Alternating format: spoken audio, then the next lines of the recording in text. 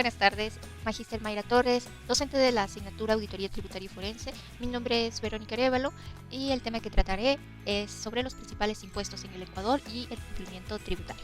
Los deberes formales del contribuyente o responsable van de acuerdo al Código Tributario 2018 en su artículo 96, el cual nos indica que la inscripción y comunicación son parte de los deberes que mantiene el contribuyente. Deben de inscribirse y registrarse pertinentemente con un RUT y proporcionar los datos necesarios sobre la actividad económica que van a realizar, así como comunicar oportunamente cualquier cambio que ocurra de su actividad. Como segundo deber, mantiene lo que son los permisos y registros. Deben de solicitar los permisos previos necesarios para poder ejercer la actividad económica, así como llevar y conservar los registros contables en el idioma oficial de nuestro país y la moneda en curso legal en ese momento. Como tercer deber, son las declaraciones y cumplimientos, en el cual deben de presentar las declaraciones correspondientes, cumplir con los deberes específicos establecidos por la ley tributaria. Y como cuarto deber, tenemos la de facilitar las inspecciones. Es necesario de que nos permitan las verificaciones para el control tributario. Y quinto deber es facilitar y concurrir. Deben facilitar a los funcionarios tanto las declaraciones, informes, libros y documentos relacionados con su actividad económica, así como concurrir a las oficinas de la administración tributaria cuando sea requerido. Estos deberes formales del contribuyente son de suma importancia para poder garantizar el cumplimiento de las obligaciones tributarias y mantener una relación adecuada con la administración tributaria, esenciales para poder asegurar la transparencia y la veracidad en las transacciones financieras, lo que a su vez contribuye al desarrollo socioeconómico del país. El desconocimiento o el incumplimiento de los deberes formales y las obligaciones tributarias no son una razón para no tener algún tipo de sanción al no ejercerlas. Por lo tanto, es fundamental estar al tanto de estas responsabilidades y de esa manera el contribuyente también tener mayor conocimiento de la cultura tributaria. Continuando con la exposición, tenemos los principales impuestos del Ecuador. Sabemos que los impuestos son una forma mediante la cual los gobiernos recaudan fondos para poder financiar tanto los servicios públicos, infraestructura y los otros gastos que son necesarios en el Estado, contribuyendo así el funcionamiento y el desarrollo de la sociedad. Como primer impuesto principal tenemos lo que es el impuesto a las rentas. Este se aplica sobre diversos tipos de ingresos, como los obtenidos por los salarios, inversiones, ganancias empresariales o profesionales. Este impuesto puede tener distintas tasas impositivas según el tipo de ingreso y el régimen al cual se encuentre registrado. Este impuesto se realiza de manera anual de acuerdo al ejercicio impositivo de 1 de enero al 31 de diciembre de año calendario y se paga, como había indicado, de acuerdo a su régimen. Tenemos en el impuesto a la renta el régimen RIMPE Negocios Populares, RIMPE Emprendedores y régimen general. En el RIMPE Negocios Populares, para poder realizar lo que es la recaudación, se grava basado en los ingresos superiores a $2.501. Si es inferior a 2.500, el impuesto a pagar es de cero. En el régimen RIMPE Emprendedores, el ingreso anual son superiores a $20.000 y hasta $300.000. En el régimen general van todas las personas naturales que no se encuentran sujetas a ningún régimen de RIMPE y sus ingresos grabados anuales son menos los costos y gastos deducibles, sean superiores a la fracción básica grabada con tarifa cero de impuesto a la renta, determinada para cada año. Los plazos para el pago del impuesto a la renta en el régimen general varían de acuerdo al noveno dígito del RUT. La normativa legal que mantiene este impuesto es la Ley Orgánica del Régimen Tributario Interno y el Reglamento para la aplicación de la Ley del Régimen Tributario. Los sujetos pasivos de este impuesto son las personas naturales y jurídicas residentes y no residentes que obtengan ingresos sujetos a tributación en el Ecuador.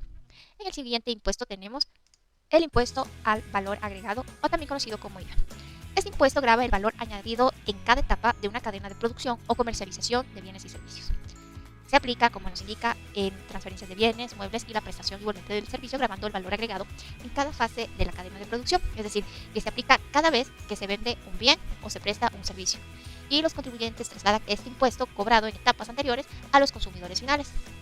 Es como que si el impuesto se acumula en cada etapa, pero el que lo soporta es el consumidor final, ya que les puede descontar el impuesto pagado de esta manera en las etapas previas. Este impuesto se declara y paga de manera periódica, quiere decir de manera mensual o semestral, y es una fuente significativa de los ingresos para el gobierno y suele ser utilizado también para financiar varios programas, servicios públicos y otras áreas de interés general. La tarifa vigente del impuesto al valor agregado va del 0 y del 12%, y aplica tanto para los bienes como para los servicios. Asimismo, este tipo de impuesto aplica también para lo que es un crédito tributario. La normativa de este impuesto es el objeto del impuesto al valor agregado y concepto de transferencia, la base imponible, hecho generador y sujetos pasivos del impuesto al valor agregado, el crédito tributario del impuesto al valor agregado, declaración y pago del impuesto al valor agregado y resolución. Los sujetos pasivos de este impuesto son las personas naturales y jurídicas que realicen actividades gravadas por el IVA. El siguiente impuesto son los impuestos a los consumos especiales o también conocidos como impuestos ICE. Este impuesto se aplica a bienes y servicios específicos que tienen un impacto particular en el consumo. Grava estos productos con tarifas diferenciadas según la base imponible, que puede calcularse de diversas maneras dependiendo del tipo de bien o del servicio según la tabla que ellos mantienen. Este impuesto tiene como objetivo regular y controlar el consumo de estos productos como los licores, los cigarrillos, los combustibles, vehículos de lujo, entre otros más, así como también los servicios como lo es el servicio de televisión por cable.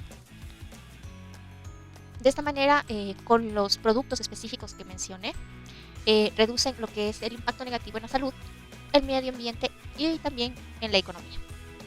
El ICE se declara y se paga de manera mensual, lo que permite al Estado poder monitorear y obtener los ingresos de estos bienes y servicios de manera regular, aparte de realizar lo que es una regulación y control de los bienes gravados. También financian varios programas de acuerdo a cómo se vaya presupuestando el Estado. Las normas legales del impuesto ICE son la Ley de Régimen Tributario Interno, el Reglamento para la aplicación de la Ley del Régimen Tributario Interno, circulares, resoluciones, acuerdos ministeriales. Los sujetos pasivos de este impuesto son las personas tanto naturales y sociedades fabricantes de bienes gravados con este impuesto. También los contribuyentes que realizan importaciones de bienes gravados, quienes presten también contribuyentes que presten servicios gravados, y los establecimientos de comercio que comercialicen este tipo de productos al por mayor o menor y que consten en el Registro Único de Contribuyentes, o que tengan más de 3 establecimientos abiertos. El impuesto a la salida de divisas. Bueno, el impuesto a la salida de divisas se trata de que sirve como una herramienta para poder regular las transferencias financieras que realicen hacia el exterior. De esta manera graban o se retienen un porcentaje del monto que se saldrá de divisas al extranjero. Actualmente, desde el 1 de julio del 2023, quedado con un porcentaje de salida de divisas de retención del 3.50%. Su función de este impuesto es de retener ese porcentaje actualmente y cada vez que realice una transferencia, traslado o envío de dinero fuera del país desde cuentas nacionales. Este impuesto tiene un doble propósito. El primero es de contribuir a la recaudación fiscal y otro es la de regular la salida de divisas. Al gravar estas transacciones financieras se busca controlar la cantidad de dinero que sale del país y poder mantener un equilibrio en el flujo de las divisas para que mantenga un equilibrio en el impacto hacia la economía nacional y de esta manera también ejercer cierto control sobre las operaciones financieras internacionales para poder sostener esta estabilidad económica y también fiscal. Como un ejemplo podríamos, para ser más entendible, sería de que una persona está enviando este dinero a algún familiar que tiene en otro país. Cuando realiza esa transferencia desde una cuenta local hacia el extranjero, el gobierno aplica este impuesto reteniendo el porcentaje de dinero que está enviando. Como un ejemplo, si se está enviando $1,000, el impuesto de porcentaje sería el 3.50, lo que significa una retención de $35. Como en este caso se retiene esos $35 y no se llegaría la cantidad exacta de los $1,000.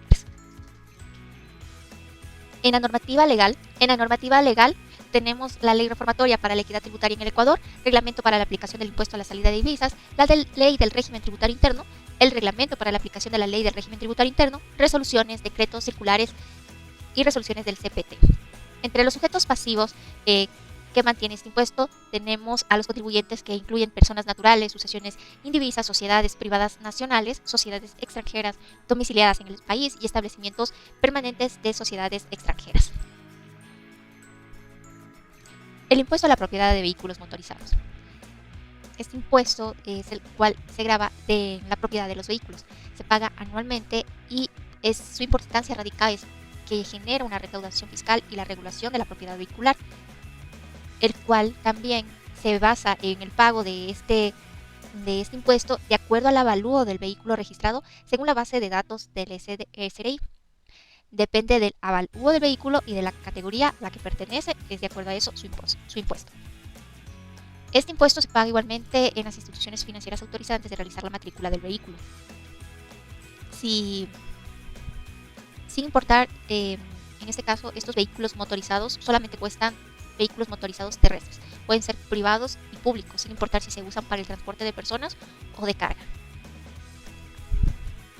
Entre las normas legales que mantienen este impuesto son la Ley de Reforma Tributaria, en la que detalla la forma del cálculo y de secciones de forma de pago, la Ley Orgánica de Simplificación y Progresividad Tributaria, la Ley de Reforma Tributaria actualizada, el reglamento a la Ley de Impuestos a Vehículos Motorizados, que contiene el Reglamento General para la aplicación del impuesto, resoluciones que establecen el procedimiento de requisitos para solicitar exoneraciones o reducciones o rebajas, la resolución también que establece las normas aplicables al procedimiento de exoneración del impuesto anual y una resolución que contiene las reformas a las otras resoluciones.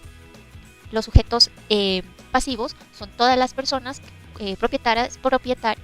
los sujetos pasivos de este impuesto son todas las personas propietarias de un vehículo motorizado terrestre. Esta sería mi exposición magíster. Que tenga una excelente tarde.